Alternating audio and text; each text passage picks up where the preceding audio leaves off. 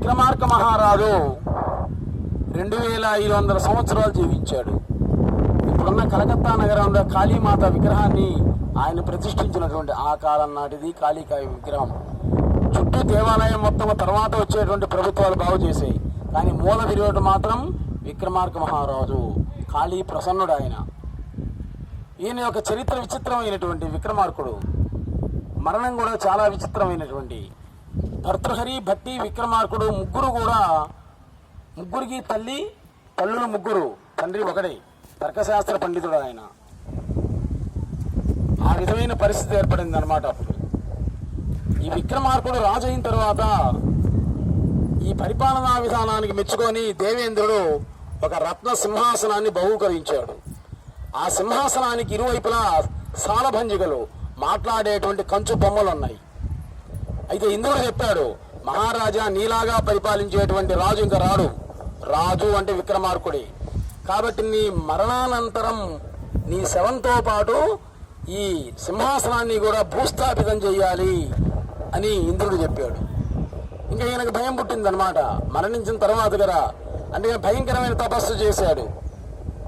పేతాళుడు ప్రత్యక్షం చేసుకున్నాడు. నాకు చావు లేకుండా వరాన్ని ఇవ్వమన్నాడు. అయ్యా ఇక నా చేతిలో ఏదో మహాశివుడి చేతిలోనే అన్నాడు. మహాకాలుని ప్రత్యక్షం చేసుకున్నాడు. ఆయన అదే అడిగాడు, చావు లేకుండా వరం. అప్పుడు ఆయన ఏం చెప్పాడంటే, సరే నీకు మాట ఇచ్చాను కాబట్టి ఇస్తా, నిన్ను ఎవరూ చంపేవాళ్ళు ఉండరు, ఈ దేశాన్ని ఎల్లకాలం నువ్వే పరిపాలిస్తావు. కానీ పొరపాటున చావటం అనేటువంటి జరిగినట్లయితే ఎవరి చేతిలో చేస్తావు అంటే 1 సంవత్సరం 1 నెల ఉన్నటువంటి పిల్లకు పుట్టినటువంటి కొడుకు చేతిలో చేస్తావు. చూడండి ఆ విచిత్రం. అసలు 1 సంవత్సరం పిల్లకి పెళ్లి ఎట్లా అవుతుంది? తల్లిపాలు తాగుతూ ఉయ్యాలో బండుకునేట్టు, కళ్ళు కూడా పాపం కనపడవు, పళ్ళు కూడా ఇంకా రావు. ఆ పిల్లకి పిల్లలు పుట్టడం జరిగేదే, అది అసంభవం, జరగదు. ఇంకేనా ధైర్యం ఏర్పడింది విక్రమార్కుడికి. నన్ను చంపేవాడు ఎవరు లేడు అనే ధైర్యంతో ఉన్నాడు. అంతకుముందు వాళ్ళ అన్నలు ఉన్నారు చూడండి, ఇద్దరు, భర్తృహరి, భట్టి. ఆయనేమో బ్రాహ్మణుడు, ఈయనేమో వైశ్యుడు, ఈయనేమో క్షత్రియుడు. ఆ భట్టి విదేశాలకు వెళ్ళి డబ్బు బాగా సంపాదించాడు. ఆయన తమ్ముడు ఎలా పరిపాలిస్తున్నాడో చూడటానికి వచ్చాడనమాట. అప్పుడు చెప్పాడు విక్రమార్కుడు, నాకు చావు లేదు అన్నాడు. చావు లేకపోవడం ఏంటి? తప్పనిసరిగా పుట్టిన ప్రతి ఒక్కడు చావాల్సిందే, జాతస్య మరణం ధ్రువం అని చెప్పాడు భట్టి. అప్పుడు ఈ చరిత్ర చెప్పాడు, నాకు మహాకాలుడి యొక్క వరం ఉంది, 1 సంవత్సరం ఉన్న పిల్లలు పుట్టారు కదా, కానీ నాకు చావు లేదు అన్నాడు. అప్పుడు చెప్పాడు భట్టి, ఇదేది అమెరికా, రష్యా, లాటిన్ జపాన్ విదేశాల, భారతదేశం హిందూ దేశం, ఈ దేశంలో ఎక్కడా జరగనటువంటి వింతలు జరిగాయి. ఒక అమ్మాయిని, చిన్న అమ్మాయిని తీసుకొచ్చి పెట్టెలో పెట్టి భూమిలో పాతి పెడితే అసలు బతుకుతుందా? కానీ బతికింది. ఆమె సీత. ఒక మనిషికి 10 తలకాయలు ఉన్నాడు ఎవడైనా ఉంటాడా? ఇక్కడే ఉన్నాడు రావణాసురుడు. ఇటువంటి ఎన్నో సంఘటనలు చెప్పాడు అనమాట ఆయన. అప్పుడు భయం పట్టుకుంది.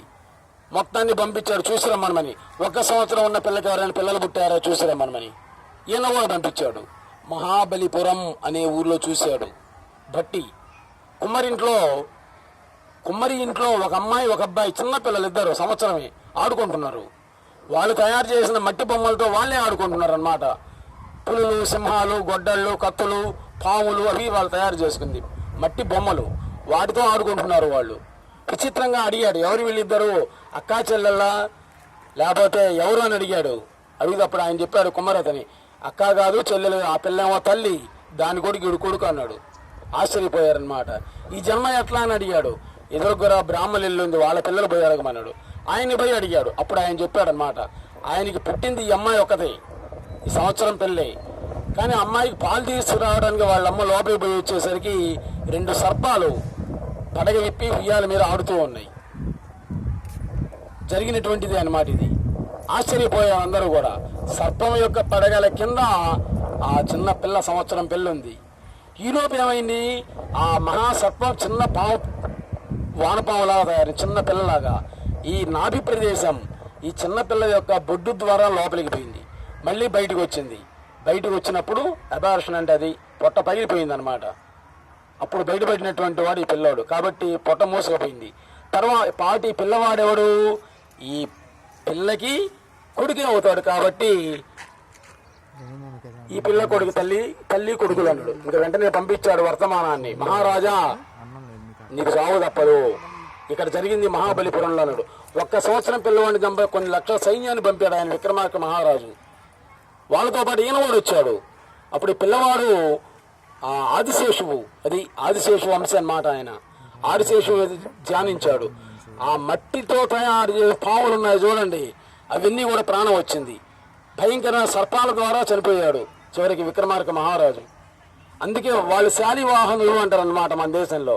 అంటే మన వినుకొండలో కూడా ఉంది కదా శాలివాహన నగర్ అనేది, వాళ్ళ పేరుతోటే వచ్చింది. విన్నకొండ శాలివాహన నగరం అనే పేర్లు చాలా ఉన్నాయి. మన ఈ వినుకొండకు కూడా చాలా చరిత్ర ఉంది. కాబట్టి శాలివాహన నగరం అనేటువంటి పేరుంది. ఆ కుమ్మరి ఆ పిల్లవాడు అంటే బ్రాహ్మణుల్లో పుట్టినప్పటికీ పెరిగింది కుమ్మరింట్లో, అందువల్ల శాలివాహనులు పరిపాలించారు ఈ దేశాన్ని. అప్పుడు జరిగినట్టు ఒక చరిత్రను గురించి చెప్పాడనమాట ఈయన. ఎవరు? శివదాస్ అనేటువంటి అతని. ఏం చెప్పాడంటే, తర్వాత భోజ మహారాజు రాజు అయ్యాడు. ఆ సింహాసనాన్ని బయటికి తీసాడు.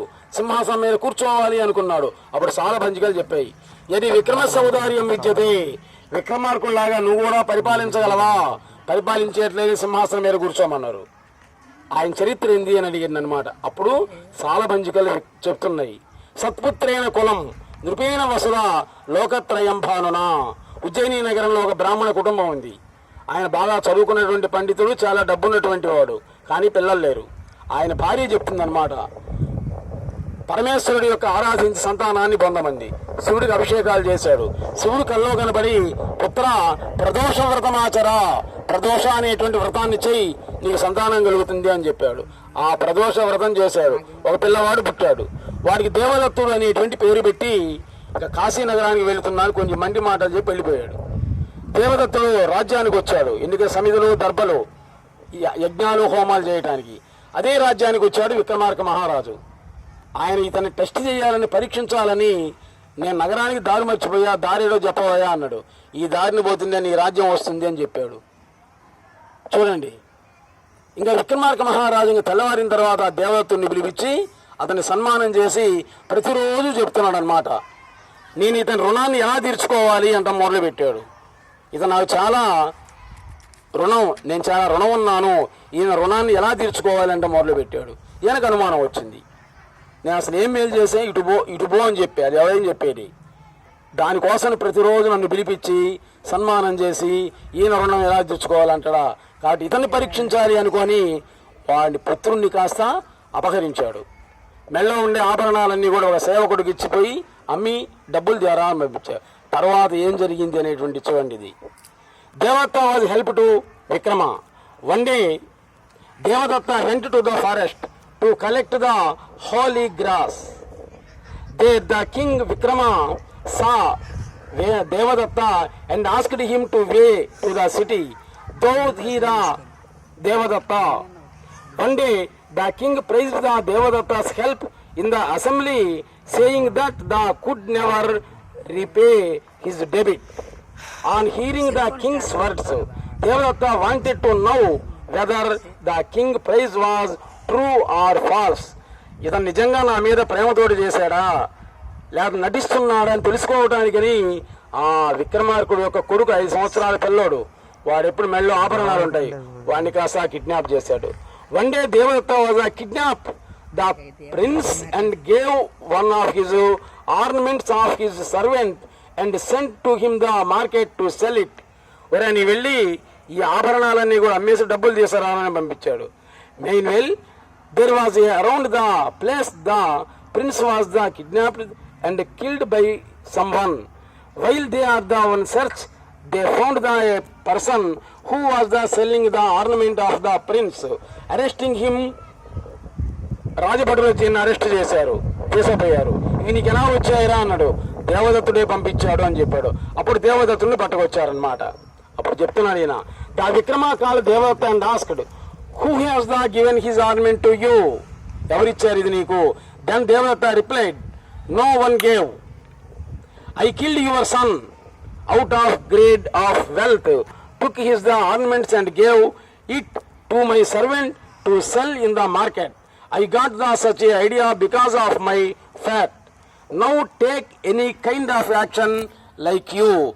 For those words, the court members said that Devata should be sentenced to death.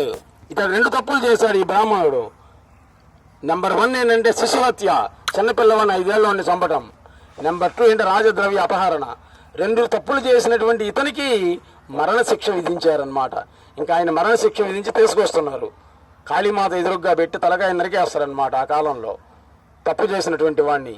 అప్పుడు విక్రమార్క మహారాజు ఒకరిని పంపించాడు, ఒక సేవకుడిని. వెంటనే ఆపిచ్చాడు. అది మరణశిక్షని చేయమని చెప్పింది ఈయన, చివరికి ఆపిచ్చాడు. ఎందుకు ఆపించారు అంటే చెప్తున్నాడు చూడు. Having the heard those words the king said thus, o members of the place, he was the dependent on me. Moreover he showed me the city road from the denses of forest, so we should not discuss the good and bad of him. నైవాశ్రితేషు మహతాం గుణదోష చింత. పైగా ఆయన ఒప్పుకుంటున్నాడు నేను తప్పు చేశాను అని, నేను కూడా రాజు కావాలనేటువంటి అర్చేస్తాను, ఈ తప్పు చేశాను. కానీ తప్పు చేసి పశ్చాత్తాపడేటువంటి వాడిని మనం శిక్షించకూడదు. అతనికి పశ్చాత్తాపమే ప్రాయశ్చిత్తం. కాబట్టి నా కొడుకు మొహాన బ్రహ్మదేవుడు రాశాడేమని, వాడు అల్పాయుష్కుడు అనమాట, అందువల్ల పోయాడు, అందుకని వదిలేశాడు. అది విక్రమార్కుడు యొక్క గొప్పతనం. On saying the he looked at Devadatta and said, o friend, I don't fear my anything. My son died due to his sins done in his previous of birth. Who can escape the effect of the former evil deeds. Saying this, the king once again honored him with ornaments and cloths. అప్పుడు చెప్పాడు ఆయన, నేనెందుకు చంపుతానయ్యా నీ కొడుకుని, అంత దుర్మార్గుణ్ణి కాదు. నువ్వు నన్ను ప్రతిరోజు పొగుడుతూ ఉన్నావు. అతిగా పొగిడేటువంటి వాడిని అసలు నమ్మకూడదు. గుర్తుపెట్టుకోండి, మనల్ని తిట్టేటువంటి వాడిని నమ్మొచ్చు, మనం చేసే తప్పులు చెప్పేటువంటి వాడిని నమ్మొచ్చు, కానీ మనల్ని ఎక్కువగా పొగుడుతూ ఉంటాడే వాడిని అసలు నమ్మకూడదు. మా తండ్రి చెప్పాడు, అందుకని నేను పరీక్షించాలని చేశాను, ఇగో నీ కొడుకు అని ఆర్నమెంట్స్ అలంకారాలతో సహా ఇచ్చాడు. కాబట్టి యహ కృతముపకారం విస్మరతి సహా పురుషాదమ. ఎవడైతే చేసినటువంటి మేలు మర్చిపోతాడో వాడే నీచుడు అని విక్రమార్క మహారాజు వివరించి చెప్పాడు. కానీ ఈ విక్రముని చరిత్ర అనేటువంటిది యావత్ ప్రపంచానికి కూడా ఫలమానికమైనటువంటిది. ఆయన యొక్క సూక్తులు అందరూ కూడా పాటించవలసినవి. నెక్స్ట్ ఎపిసోడ్లో మళ్ళీ కలుద్దాం. నమస్తే.